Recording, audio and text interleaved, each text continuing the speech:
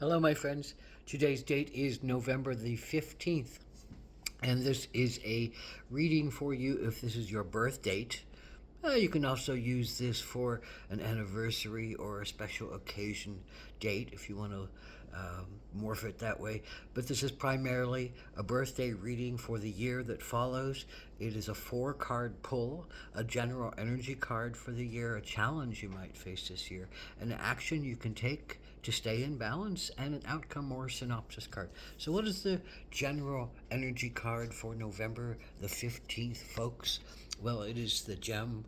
And what is the gem about except the feeling, the belief, the understanding that we each have some kind of beautiful offering to give to the world, but our gems are take pressure, and our gems take heat, and our gems often take time to develop from raw and unformed and rough cut energies down to polished, faceted understandings and gleamings of our creativity and our divinity and our many abilities, our many gifts that come from practice and time and patience and endeavor and will and purpose and feelings of connection and feelings of truth and feelings of sacredness.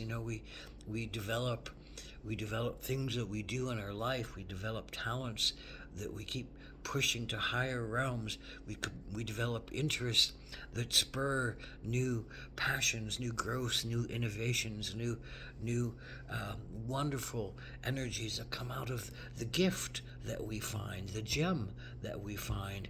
But that gem is often hidden inside our mountain of being in human form, our mountain of what we have to go through to climb to our highest peaks, whatever that means. And so you're looking for the gem this year. You're developing more understanding of what really has meaning for you and what really has motion for you and really has depth that moves your whole soul along for you. And maybe this is developing some kind of physical ability. More than likely that will come from it. Maybe it's developing some kind of mind power, truth telling.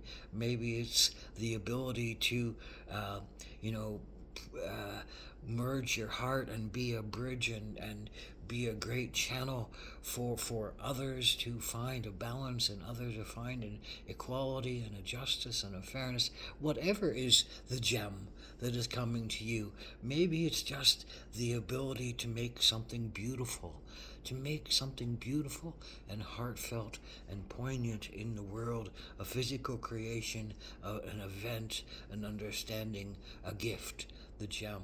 So this is a year about finding your gem and and helping it to uh, finding the patience for it, finding the practice in it, and finding the offering of it. All those things are part of what we do with our gem work throughout our life. We keep offering the parts of ourself that feel like the gift. So, what is your particular challenge, November the 15th, people? Well, the Emperor is uh, a positive card of creation. It's the masculine aspects of creation. It's about using your will to move something forward. It's about using your mind to create something that's logical, that makes sense, that helps a civilization grow, that helps a movement grow, that helps a business grow, that helps a family grow, that helps a self grow. It's about, logical progression, willfully moving something along, mindfully analyzing things as it goes along, and using one's physical bodies, physical resources, and physical abilities to create civilization in essence, and lay down the rules and the laws and the understandings of how things need to be. So what is your challenge, though, if this is your card? Well, your challenge, I think, is the things that you have been creating don't quite feel right at the moment, that there's something missing from the development that you're trying to create, that maybe you're only in your head and you haven't been listening to your heart, you haven't been listening to your emotions, you haven't been listening to your intuition. And your intuition seems to be telling you to wait or stop or change or do something else. But until you listen to your intuition, how are you really going to know what you need to do? But at the moment you feel stopped, I think, and you feel stymied, and you feel like maybe you're not willing yourself to what would be the best example of your gem. What do you really have to offer? Yes, you have all these powers of amazement, and powers of gifts, and powers of abilities, and powers of will, and powers of mind, but where's the heart? Where is the connection? Where is the true growth? Where is the sense of balance in this? What are you not listening for? What have you not listened to? What but something is calling you, and you need to take action soon. But because that's what the action card is. How to stay in balance is antelope, swift action.